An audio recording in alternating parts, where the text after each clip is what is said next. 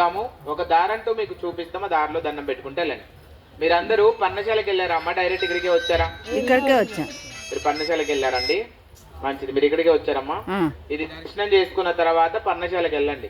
అక్కడికి వెళ్తే అమ్మవారు కట్టుకున్న ఇల్లు, గోదావరి నది, సీతమ్మ తల్లిని రావణాసురుడు తీసుకెళ్లిన ప్రదేశాలు ఇవన్నీ కూడా ఉంటాయి.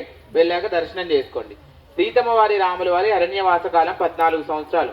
ఈ 14 సంవత్సరాల వనవాసంలో ఉన్న అమ్మవారు స్వామివారు లాస్ట్ లో ఒక 3 సంవత్సరాలు మాత్రమే పర్ణశాల గోదావరి నది ఒడ్డు తీరాన కుటీరాన్ని నిర్మించుకొని నివాసం చేశారు.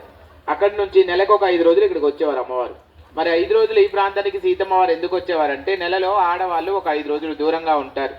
ఆడవాళ్ళు ఇంట్లోకి వెళ్ళని సందర్భంలో ఉన్నప్పుడు అమ్మవారు గోదావరి నదిలో స్నానం చేస్తే గోదావరి నది అపవిత్రం అయిపోద్ది, మునులు ఋషులు స్నానాలు చేసుకునే ప్రదేశం అని స్వామివారు అమ్మవారిని వెంట పెట్టుకుని ఈ ప్రాంతాన్ని తీసుకొచ్చేవారు.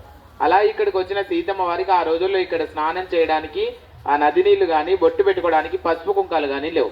అందుబాటులో ఉన్న లక్ష్మణ స్వామి వారిని సీతమ్మ వారి పిలిచి చెప్తుందట, నాయన లక్ష్మణ, నాకు ఇక్కడ స్నానం చేయడానికి నీళ్లు, బొట్టు పెట్టుకోవడానికి పసుపు కుంకాలు సమకూర్చిన ఆయన అని అమ్మవారు చెప్పడంతో లక్ష్మణ స్వామి వారి తూర్పు దిక్కున కనిపించే 9 కిలోమీటర్ దూరంలో ఉన్న ఒక 70 అడుగుల కొండకి బాణం సంధించారు. ఆ బాణం తగిలి ఆ గుచ్చుకున్న చోట నుంచి పసుపు కుంకుమ రాళ్లతో వచ్చినటువంటి జలం మీ కళ్ళ ముందు కనపడే ఈ నది. అమ్మవారు మొదటిగా ఈ నదిలో స్నానం చేశారు కాబట్టి సీతావాగు అని పిలుస్తారు. లక్ష్మణ స్వామి వారు బాణం వేస్తే వచ్చినట్టు